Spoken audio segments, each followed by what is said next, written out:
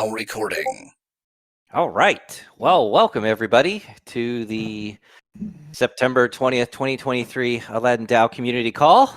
We have some big news to share with everybody To today. repeat? To repeat, yeah. Yeah, to repeat. We're not.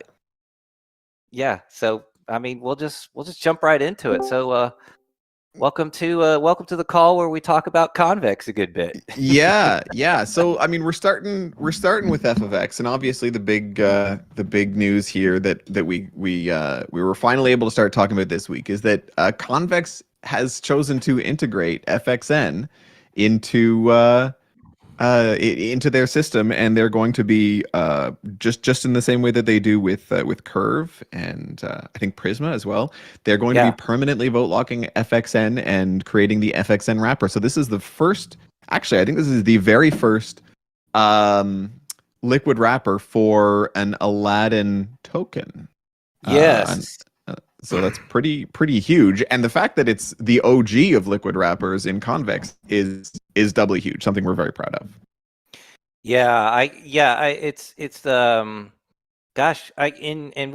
talked about it a little bit yesterday on sort of the Twitter space that we had, but we've been Aladdin's always kind of been conversing back and forth with Convex on various things just because we're so integrated in their community. We're integrating with the whole.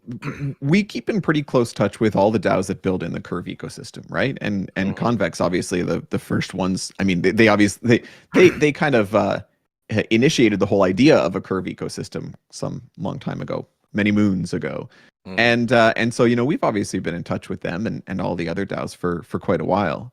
But for F of X, Convex really they approached us. And I think it's fair to say that Convex were really the first group outside of Aladdin to really kind of get what we were doing with F of X and what and how big it can be, and how important it is to all the stuff that we've talked about. The whole stable coin that is decentralized and scalable and sort of anchored in the Ethereum economy, all that kind of stuff. I think that they were really the first ones to kind of really grok it. Mm-hmm. Yeah. And so we've been in conversation with them now for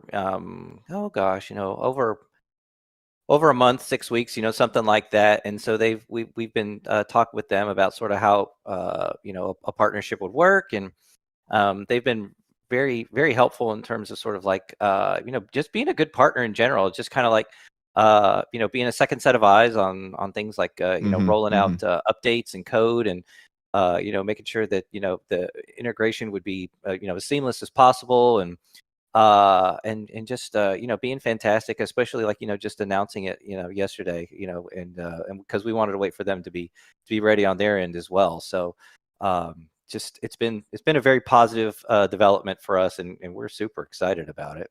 Yeah, it's been huge, and it's nice to we've partnered with Frax in the past and StakeDAO and Curve directly, and like we've done all kinds of that type of work. So really, this is just an extension of the sort of inhabiting of this ecosystem that we're doing, and it really is also a nice validation for us on the building side to kind of we aren't the only ones who think the way we do, which is sometimes it feels that way in DeFi when you're not building meme coins and but no, exactly. there are other people along with us, and it's great to have that validation. And so I think the other thing we should talk about a little bit here, as you said, like Convex have been really, really like helpful and useful partners. It's always good to have like very competent people, double checking all of our not say double checking, like they're reading code, they're checking docs, they're reviewing things that we're doing, just in the process of making their own integrations, right? And obviously in doing their own diligence for integrating with us. Frankly, that's one of the biggest benefits that F of X gets out of this. In addition to having that liquid locker token, it's also just the sort of legitimacy that knowing that sort of the giga brains at Convex have taken a fine tooth comb over what we're building here, and they're satisfied with it and excited about it. So that's very cool. I think it's worthwhile to talk about, in the interest of transparency, I think we should talk a little bit about how the deal works on the DAO side, because we've structured lots of different deals with lots of different DAOs in the past. And so this is really, this one has really been more of a, well, let me take a step back and say, first of all, this is not something that we have bought from Convex. There's no, like, they're not getting an allocation or compensation for this or anything like that. They have a bunch of tokens they're going to use to seed their own stock, and they bought those at the second IDO price. That was from the DAO strategic partnership allocation. So it's all above board, and these are there's no no secret handshakes necessary here, right? Yeah. They've seeded their locker with as many tokens as they could get their hands on, and the protocol has done well. The other thing I think that people have brought up that is worth talking about is the possibility of a governance attack, right? I think there's been a few examples of like liquid locker tokens eventually kind of wielding outsized governance power. I mean, you can argue that is the case with Convex on Curve, and that I know there's some drama going on with Aura and Balancer right now. Yeah. And so I think that it's worth it also to talk about, go back and highlight the FX tokenomic structure. And one of the key things here is that because Aladdin built and incubated FFX, Aladdin holds 30% of the tokens, like of the maximum supply of tokens of FFX. And so we are by default very well protected from governance attack by virtue of that fact, right? Like Aladdin holds a large chunk of those tokens, and so we are starting with a massive head start in terms of any kind of governance race that might happen on these tokens.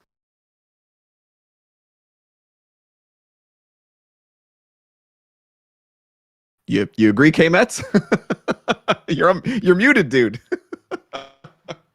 Sorry about that. Yeah, no. I totally agree. It's this has all been set up so that it's a mutually beneficial thing, that there's not going to be there's no secret plan or anything like that. So it's all very transparent, above board. Like you're saying, like they are basically just a giant participant in the ecosystem. There's no, like you said, there's no hey, slide us some tokens or anything like that. So, that's good. Yeah.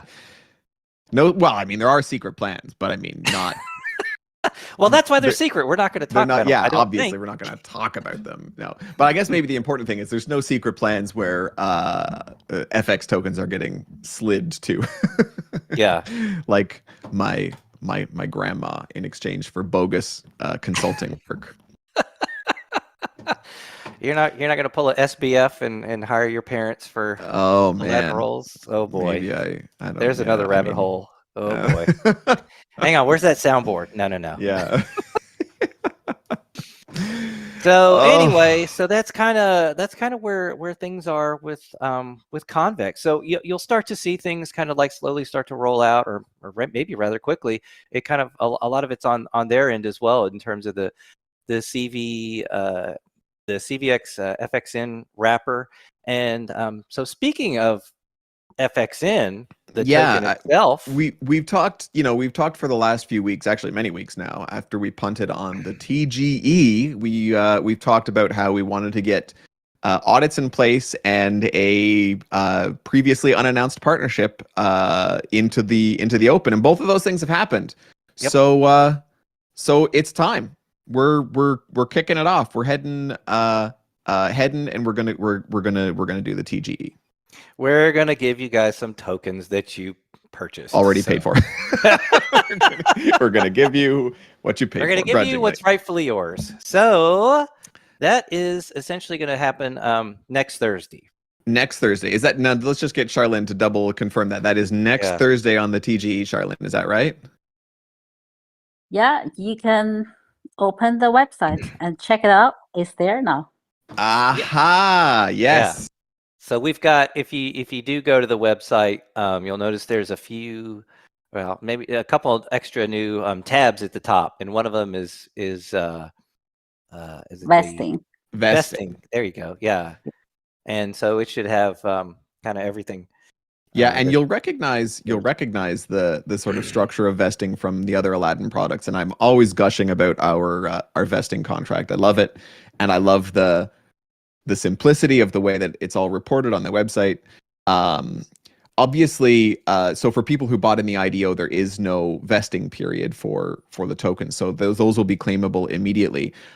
For people who are getting vested tokens, so for example, there will be tokens emitted for booster program, which will vest over some period of time, and the airdrop will vest, and so you're going to be able to see each of those individual allocations here on the vesting page, and as well as the time when the vesting starts and ends, how many you're getting, and you can claim however many have been vested up to the second for very little gas. Yeah. So this is our best, by the way, Charlene, I didn't mention this to you.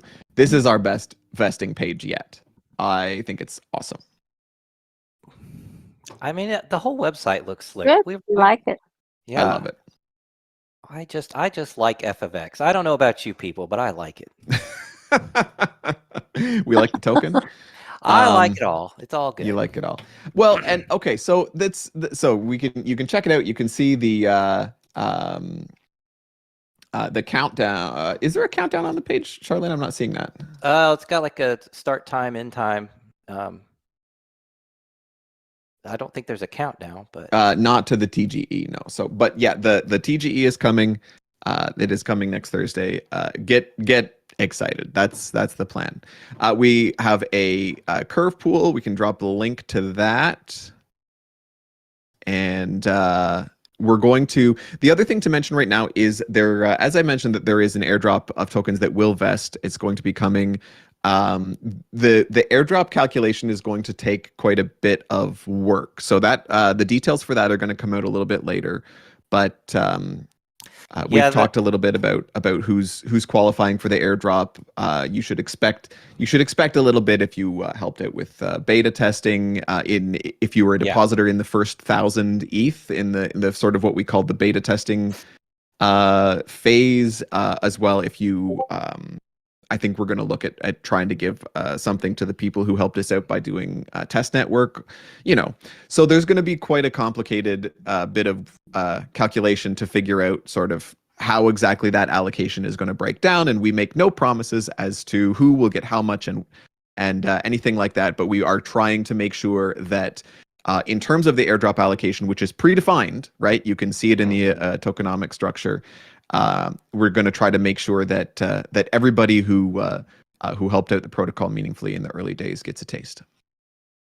Yeah, so it's gonna just incentivize folks that have been around for a while and been helping us out with all this. So very, very clear and transparent in that regard. Yeah, and it goes back to one of the old Aladdin philosophies, right? Which is just the more risk you take, like the earlier you interact with a contract, the more risk you're taking. And so we want to try to compensate those people who are like, if you're helping out on testnet, you're not taking a risk, but you are rendering a service to the protocol. However, especially for people who deposited ETH, minted FETH and XETH during those first 1,000 during the beta period, that is a legitimate risk that you are taking with your assets, and we try to make sure to retroactively compensate people for that additional risk through the airdrop. Yep. So we appreciate you guys. So that'll be a couple weeks. Yeah, we'll let everybody know. We'll give everybody a heads up when it's imminent. Yeah, exactly. And that'll vest, and then once we get that calculation done and get those numbers prepared, you'll be able to see that pop up on your vesting page on FFX if you happen to qualify. Very cool. All right. And so in addition to that, with FX, we've if you're on the website, we've got, if you go to like the mint and redeem, you can see that under minting, we've got a whole bunch of stuff you can mint, FETH with, and same thing with XETH and yes. redemption. I mean, it's now been structured such that you can essentially swap between FETH and XETH now. So that's a super cool feature. Yeah, Um, for sure. So if again, pop over to the website, everybody, and check it out. Click the drop down beside if you're on the minting page, click the drop down beside ETH, and you're going to see staked ETH, FETH, XETH, USDC, and USDT. So a bunch of really very important zaps. We've talked about it previous weeks. You know how these are kind of, I think, philosophically important to have in there. You know, just from a perspective of like, if I'm minting, I want to mint FETH probably with stables. If I'm just migrating between stables, I don't necessarily want to have to manually go through the steps of like going to ETH and back. There's like a mental leap there for me anyway. And so this really just simplifies the way people interact with these tokens, and again, without actually at this point needing to go through any kind of liquidity pool. Which is kind of nice. So at least in terms of swapping between FETH and XETH, it is done all on the FofX backend through minting and redeeming. So that's pretty awesome. And obviously the zap in on the stablecoins does go through external liquidity pools, but it's just liquidity pools in stablecoins and ETH and staked ETH. Yeah. So it's nothing nothing that is hinging on a potentially low liquidity pool or anything like that. Right. Yeah. So I mean, and this is just sort of like the initial thing. So I mean, features will always kind of continue to be kind of rolled out. So, but we'll let everybody know about them as they come. And but because we're always thinking about FX and how we can improve it. And absolutely. So I think cool stuff. I think the other thing that we should mention, minor detail, but we should point it out, is that we have enabled, as we're making tweaks, especially into in the stability mode of the system, we're kind of like keeping our eyes. We've got a few tweaks that we're rolling out to make it sort of incrementally better and incrementally more bulletproof.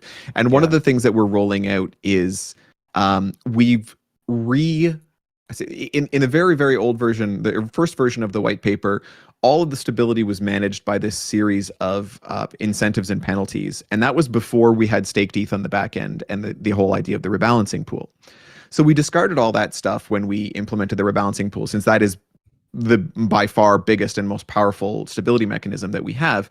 However, we're looking back at some of those original designs and thinking we can bring them forward and use them to augment what we have. And so one of the things that we've implemented now, which is currently audited and deployed, along with these zaps, is an XETH minting incentive when the collateral ratio is below 130. So the idea here is that as the FFX is quite profitable. It's got a very strong revenue stream, and so the treasury is earning these staked ETH. Now, as we've talked about, and maybe something we should bang on a little bit about, one part of the announcement was that we've actually bumped up the revenue sharing on FXN to 75%. So the majority of that revenue coming into FFX is going to go to those VE locked token holders. We can talk about that more in a sec, but the treasury is earning and accruing revenue through all of this. And that revenue in the treasury is actually going to form an extra backstop on protocol stability. And so that revenue, as we accrue revenue, we will make a bigger and bigger war chest that we can use. And that's the money that will be used to pay these additional incentives for XETH minting if the collateral ratio falls too low. Yeah. So again, below 130 is kind of our cutoff where we say the stability mode kicks in, and XETH is the most powerful way to bring the collateral ratio up, minting XETH. And so adding extra incentives on that makes it even more attractive, I think.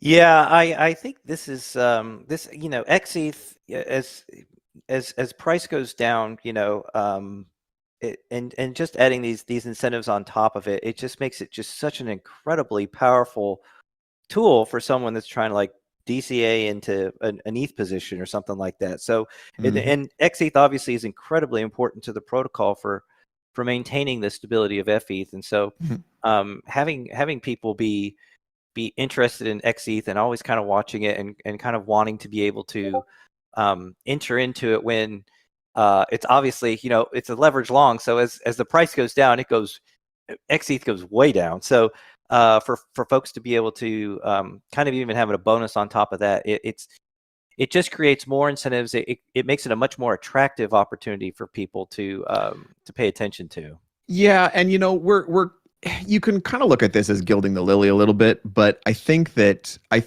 from a protocol stability standpoint, there's never too much, right? Mm-hmm. I think that we're playing around, and we've got more actually to come on this. We're working on some other stuff that's going to again reinforce all relatively minor changes, but stuff that's going to reinforce protocol stability in those in the situation where the collateralization ratio starts to fall sort of downwards. So something to look forward to.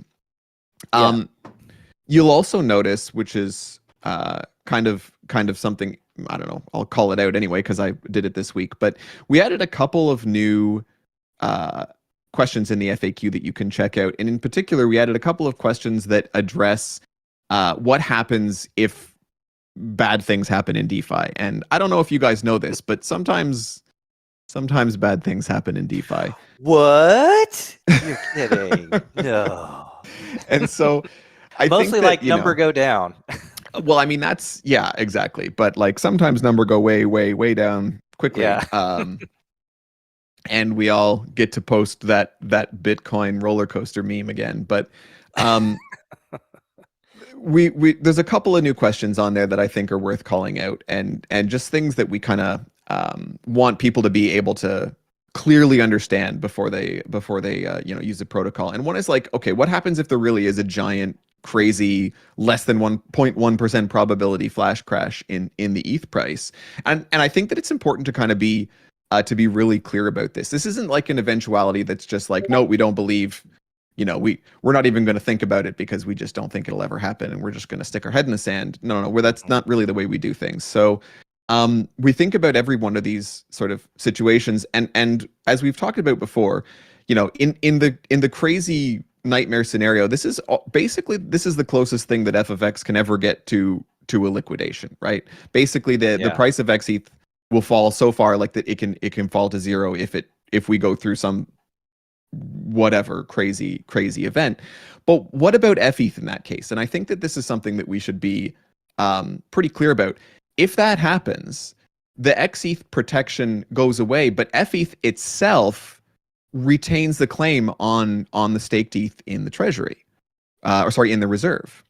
So think about that, is that your FETH tokens, what happens is if the XETH protection disappears, FETH tokens will be exposed to the full price movement of the ETH, but they still maintain the claim on the ETH in the reserve, on that staked ETH. Right. And so in that situation, basically the sort of worst case nightmare scenario is that the FETH turns into ETH. Right. It doesn't disappear or go away. And it's not that the reserve is gone because we spent it all trying to say, like in a Steady Lads kind of a situation. The FETH retains that claim. And in fact, even then it's, the FETH claim is shared of the reserve. There's not even a rush, right? Because the reserve isn't going anywhere, the FETH isn't going anywhere, and redeeming is always enabled for FFX. That's the other kind of important thing. Redeeming is always enabled. FETH in particular is always redeemable without penalty. So something I think worth mentioning. There's more details in the white paper. If you guys are interested, you can jump in and have a look. But I think it's important to kind of really put the bounds on this and say, like, this is one of the reasons why we think FETH is really a very good and reliable stablecoin, because even in the nightmare scenario, it doesn't go to zero, it goes to ETH. Yeah. Right? So pretty kind of cool. The second thing is, what about staked ETH depegs? So this is something that we've thought about as well, particularly when the very first iteration of the protocol was based on pure ETH in the reserve, and then we switched over to staked ETH, which has massive benefits up and down the protocol. really it fundamentally changed the structure, especially in stability considerations. But it does add this extra potential risk, this extra layer of consideration, which is what happens if staked ETH depegs from ETH. Okay. Now that withdrawals are enabled, we don't really expect staked ETH to depeg from ETH because it's redeemable for ETH, right? And so it's unlikely that we ever get back into a situation that we had like before staked ETH was withdrawable, that where the staked ETH would have some kind of a discount, a systematic discount. Yeah. So what FNX does is we have an automatic emergency brake built in that is monitoring the Oracle price of staked ETH versus ETH. And so typically what happens is as long as the staked ETH and ETH prices are not diverging from each other by more than 1%, the protocol operates just as normally. But if there's a diversion, if for some reason the staked ETH price diverges from the ETH price, the protocol temporarily halts minting, right? It's, again, we expect that to be, if that were to ever happen, we expect it to be like an isolated and short-lived event. Obviously, if there was some like longer structural reason for that, we as the team would go back in and we would potentially look at re-enabling the protocol, minting in a different way. But in terms of what's automatically baked in, the most important thing is that if there's a staked ETH depeg, we don't want arbitrageurs to be able to come along and just like fleece the reserve by, arbitraging out a bunch of staked ETH. And so we just stop minting altogether. We don't allow minting of XETH or XETH. Redemptions remain enabled because redemptions are always enabled. But you wouldn't necessarily want to quickly redeem in that situation. One of the things that we do is we make sure to select, if you are redeeming FETH, you're going to redeem it at the higher of the two prices, right? So if staked ETH depegs to downwards, then your FETH will redeem at the ETH price. Your XETH will redeem at the lower of the two prices, right? So again, that's just in this limited situation where there isn't a staked ETH depeg. And all of these mechanisms are in place specifically to make it so that there is no action necessary for FETH and XETH holders, right? You don't need to protect yourself in the case of a staked ETH depeg because the protocol does it for you. It just switches off minting just for, just only as long as there is a problem. Minting is switched off. And so the smart move, if that ever does happen with with your FETH and your XETH, is to do nothing. You don't need to react. You don't need to respond. And that is, speaking from my personal perspective, that is incredibly important as an on-chain minnow, because you like, as soon as I get involved in a protocol where I see there's a chance that I might have to make an emergency transaction, irrespective of gas prices, I get scared. I mean, that is terrifying to me. And so one of the, important things that we really want to highlight here is that, as much as possible, and in the case of a staked ETH depeg, there's no action required, right? The participants are protected by the protocol's emergency brake mechanism, and you don't have to like rush and be the first one to the door or something like that, right? Or worry about some arbitrager coming and stealing 10% of the reserve because they were able to pull a sweet flash loan move or something. Yeah. So that also, you kind of mentioned in there the Oracle, and one of the kind of behind the scenes upgrade that's been made here is there's been a new Oracle added to the protocol, an Oracle feed. So just so we're not just reliant on one feed anymore. So it's safety first, with anything like this, and just making sure that the entire protocol, everyone's assets are protected here. So yeah, absolutely. So I mean, this is a little bit of behind the scenes detail that we tend to bang on about here in the community call for all the nerds that want to sort of know how it's going. I think it's also just us trying to give everybody an impression of like, this is the stuff we're thinking about, and we're hunting these kinds of things all the time proactively, right, to make sure that keep kind of making F of X better all the time. Yep. Yeah, that's the goal. So Anyway, so you can check those out. Those are up in the FAQ, and hopefully, new people can read them and be reassured about how we think about these kinds of situations. And I think that's mostly it.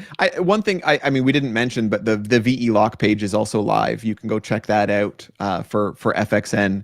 It's also on the website. There's nothing much to see yet because of course TGE hasn't happened. Mm-hmm. But it's there. Yeah, it'll be important soon enough. So, gosh, I think that's about all we got for FX today. Man, wow. Whew.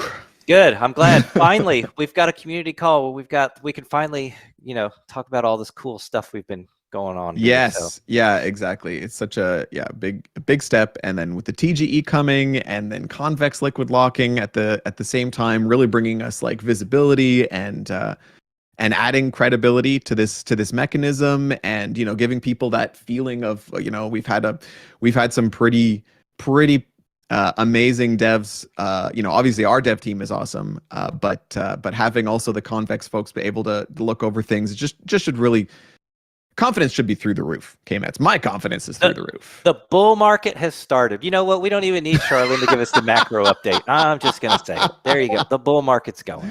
Yeah, that's okay. We're calling it. We're calling it right now. Up only from here on out. That's right. Is this financial advice, KMETs? Because it sounds that way. Oh, it's. I mean, I would not rely on this call. What in the world can that be over there? Hang on, where's that soundboard? Yeah.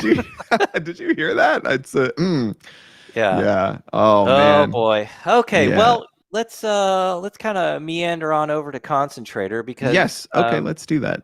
What's going on? Oh God. $ KMETs. Oh, you guys are. Yeah.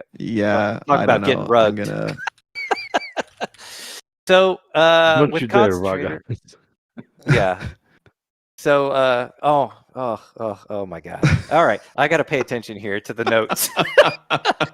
Okay, so with Concentrator, we've got as you know, we've got the rewards for the most recent Vodium round, the Convex round here, and we've incentivized the pools for FETH, CRV USD, and XETH ETH.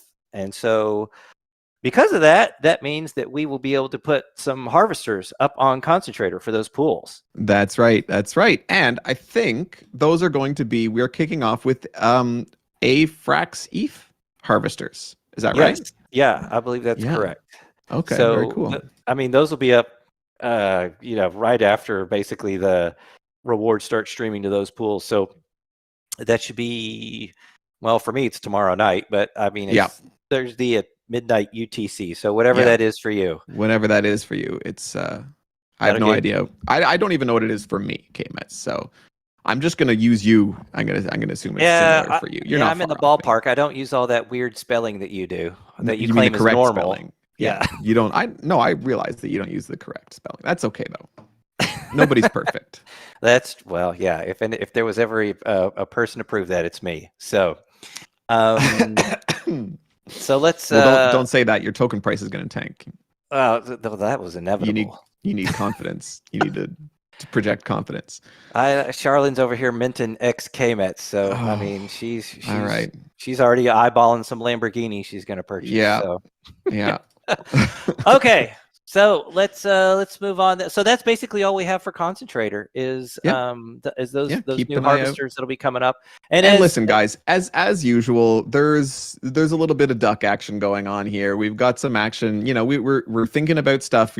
Concentrator and Clever are they're not the they're not the redheaded stepchild situation here, right? This is boy, what did redheads ever do to deserve that? I don't know. I've never quite figured that out. Yeah. Anyhow, there's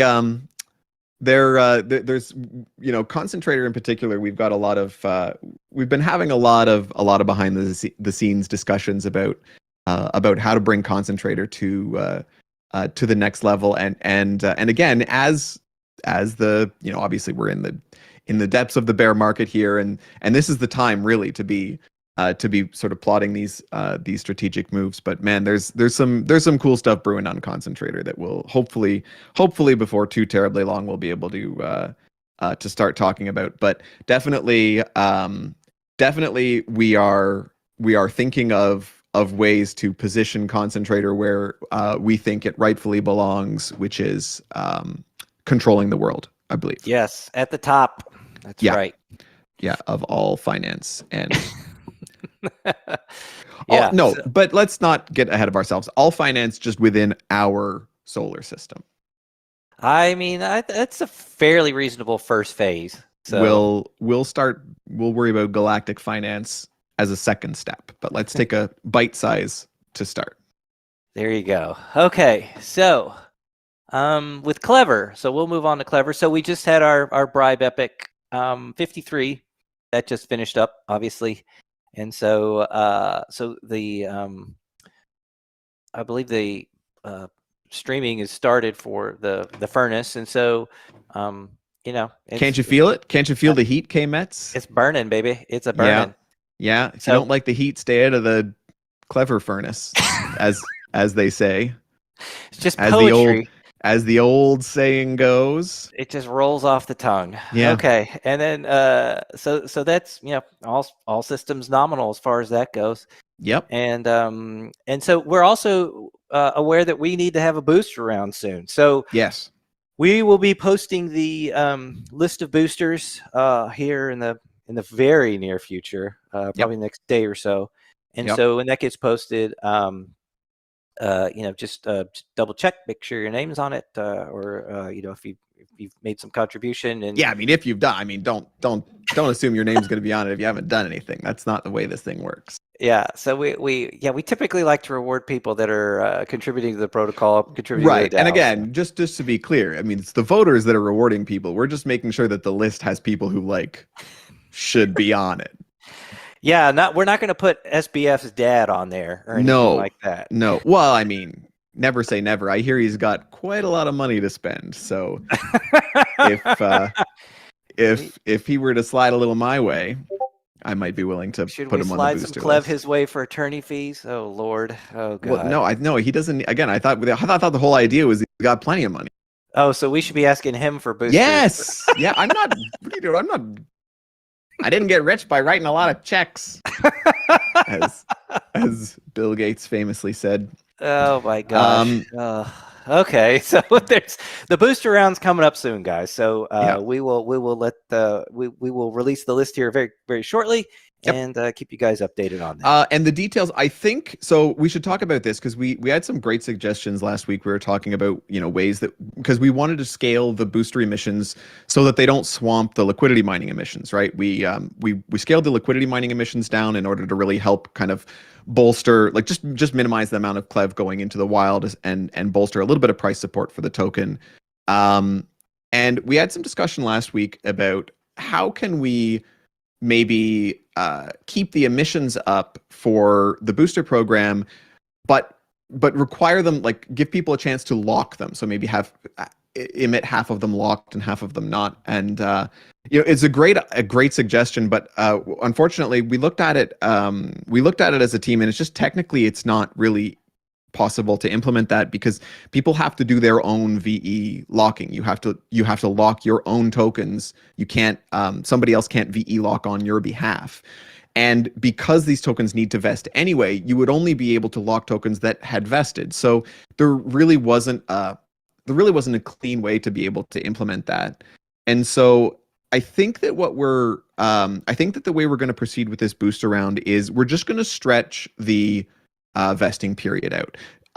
That way we're kind of making sure that we're still getting that, that the emission is still on the rate that we were talking about, that we kind of that we said it would, and we set it in the tokenomics, but we increase the vesting period to just kind of make sure that in terms of total tokens coming into the market, that we can scale that down while the long-term rewards to the boosters remain consistent.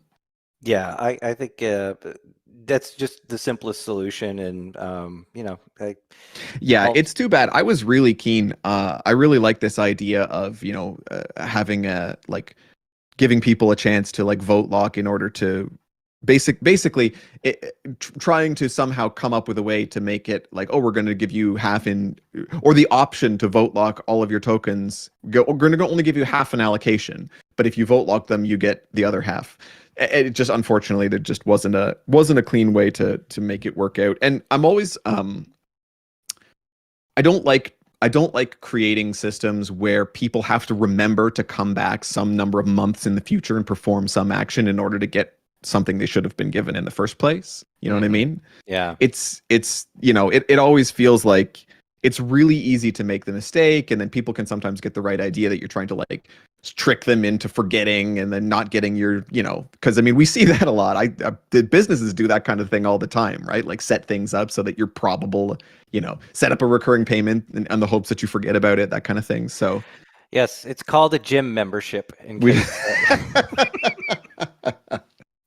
Of course you may cancel your membership. You must only best Stavros in the ring first. Go. So just we're just trying to keep it simple, and just stretching it out. That keeps things very simple for everybody involved. So that's kind of the Clever boosting round, and that's kind of all we got for Clever. Yep. And then for Aladdin, I mean, the only kind of thing that we have kind of cooking in the kitchen right now is this A-team funding proposal. So there's 1 day left, so we would appreciate everybody to go and vote your conscience on that, and so make your voice heard. So I received K-Metz's payment, and so I voted my conscience. The A-team booster round. My conscience.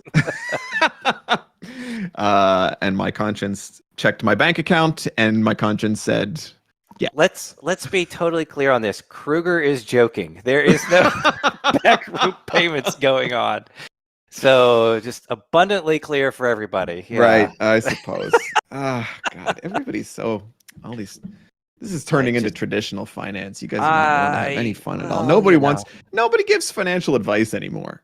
You know, I will say that does kind of irk me a little bit is when everybody just feels like they can throw up the force field by saying not financial advice. Like, right. I'm pretty sure you're giving us financial advice here. Well, exactly. And I mean, I'm looking forward to the first time that gets tested in court. Yeah, that's going to be nope. Next. Speaking of financial advice. Guess who's on deck here? Speaking of financial advice, Charlene. Charlene, what's going on in the macro world here? What do we need to be paying attention? Anything happening today that we should be paying attention to? Oh, she's done. She's done. I think we put her to sleep, K-Metz. I think she's. Wake up, Charlene. We're here. I should give you guys a warning. Since I know you're going to have a lot of stuff to cover today, so I keep my part very short. Oh, okay. All right. Okay. No charts, and no physics.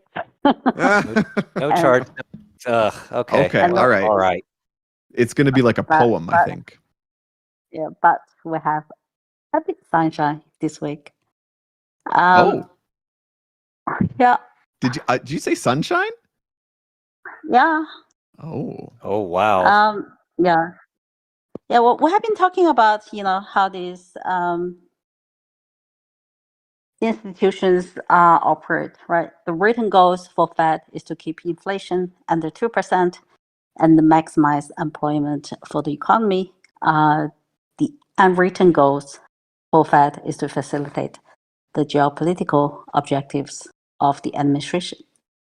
And in the geopolitical arena, seems there has been quite a bit reconciliations happening lately.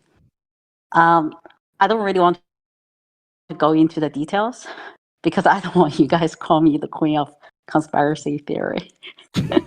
From what it will be stricken from the notes. From what I can see, how things are trading, there's probably no more rate hikes from the Fed. So that's good news from funding cost point of view. Yeah. However, it doesn't mean everything will go up, right? So U.S. stock market has performed pretty well in the past year. S&P 500 has gone up 15% over the past 12 months, and Nasdaq 100 index has moved up 28% for the same period. why U.S. stock market kept going up in the backdrop of rising rates. There has been a lot of capital flying to safety, and some of those capital bought U.S. stock. If the market turns around on their expectations on where the rates will go, it may not be a good thing for U.S. stocks, right? At least. And it's hard to say what crypto correlates to, right? We will have all learned lesson. It's quite random. But it's definitely not an asset class domiciled in any country, right? So easier funding environment should be good for crypto in general. And let's see and verify this with Powell's talk later today. I think that will provide some guidance on what Fed will do next. And yeah, I've been wrong for so many times. Hopefully I'm right this time. And that's it. Just click. Okay. Well, that's probably the rosiest. I think it's legitimately the rosiest macro update that I have ever heard Charlene give. So that's something. I'm excited for one day when we jump on the call and like it's just going to be an hour straight of Charlene just triple buy, just go. Just... Yeah, it's going to be a Mad Money situation. She's going to have her like. She's gonna soundboard. Have her, we're gonna have the soundboard. She's gonna have her soundboard. The camera's gonna be like somebody's gonna be holding it. They're gonna be like moving in and out. She's gonna be shouting into the camera and pointing at like completely unrelated charts behind her. Yeah, it's gonna be amazing. I want to see. Boy. Okay.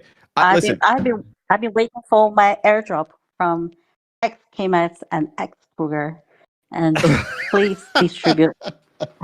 I just received 100 trillion KMS token in my wallet. So they will come soon.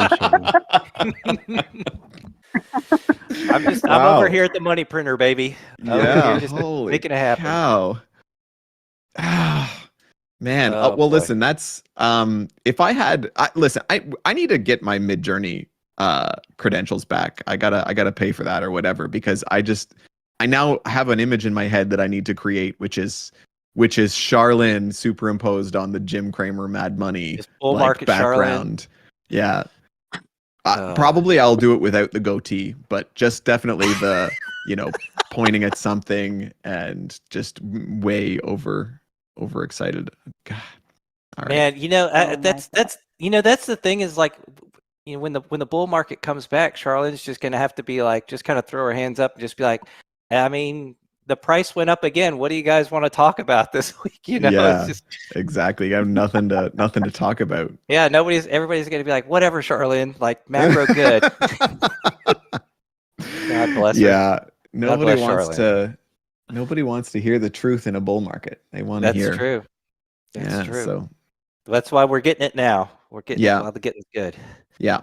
Yeah, exactly. We might have to change the Charlene macro update once the bull comes back to something different. Yeah, because you don't want it to be the most depressing part of the call. No. How about the Charlene hype train, where Charlene just talks about how much she loves tokens and crypto and how it's the future, and that can be. But we'll save that for the bull market.